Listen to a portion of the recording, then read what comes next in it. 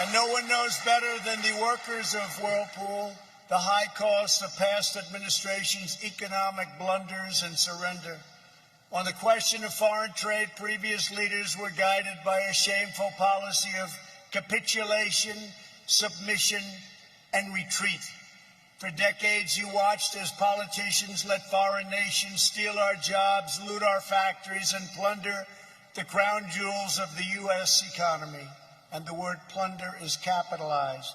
Washington stood idly by as other countries engaged in unfair trade practices, such as massive subsidies, currency manipulation, and, in the case of your industry and your company, the wholesale dumping of foreign-made products sold below cost for the sole purpose of driving you out of business so they could give us product at double, triple, and quadruple the price. But we didn't let that happen, did we?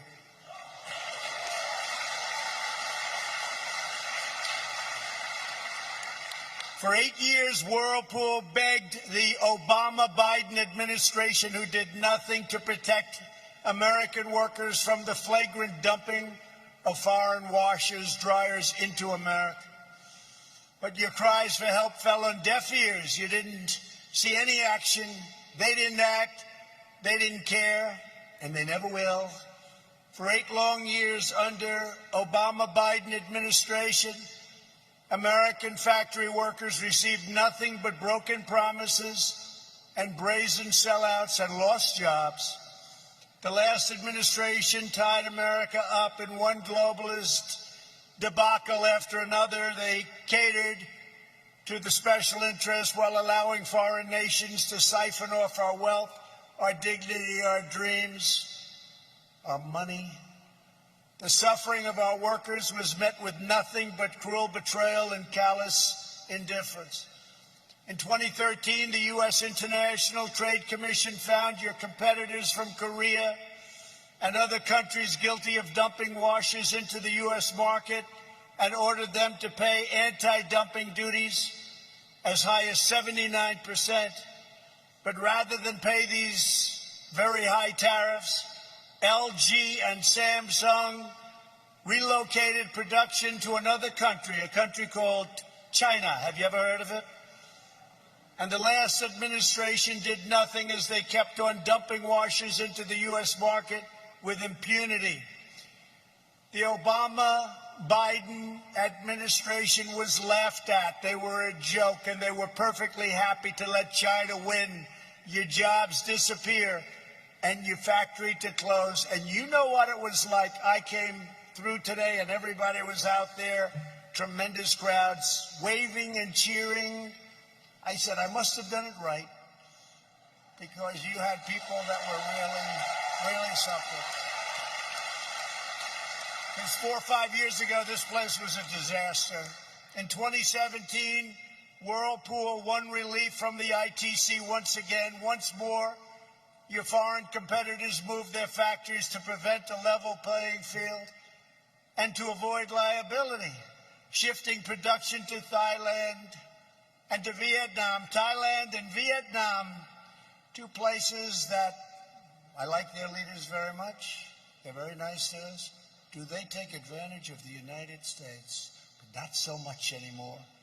But this time there was one big difference. Instead of an administration that sold out American workers and sold your company out and couldn't have cared less for you, you finally had a president who stood up for the American worker.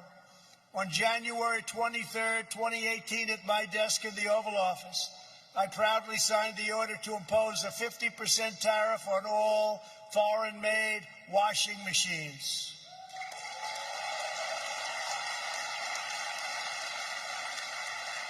As a result, Whirlpool's 9 factories across the United States were soon thriving like never before, investing in new products, new infrastructure, and hundreds of new American jobs. And I just took a tour, and I actually wanted a couple of those machines for myself. But I just didn't know it was going to be appropriate to ask. But they are beautiful. That includes thousands of new jobs across the Ohio supply chain, from right here in Clyde to Findlay, Ottawa, Greenville, and Marion. all over. Your company became a shining example. From really a company that was down and out, it became a shining example of what tough trade policies and smart tariffs can bring to jobs and prosperity, to communities like this one all over Ohio, Michigan, Wisconsin, Pennsylvania, and plenty of other states. They're all doing well. They were doing great. Then the plague came in, and now they're doing great again. We closed it up. We saved millions of lives, but now we're opening, and it looks like I was right about the V, because you're seeing the kind of numbers that are coming in, and they're coming in strong. They're coming in strong. Should have never happened. Should have never happened. China should have never let it happen. In defending your jobs here at Whirlpool, I was doing exactly what I promised in June 2016.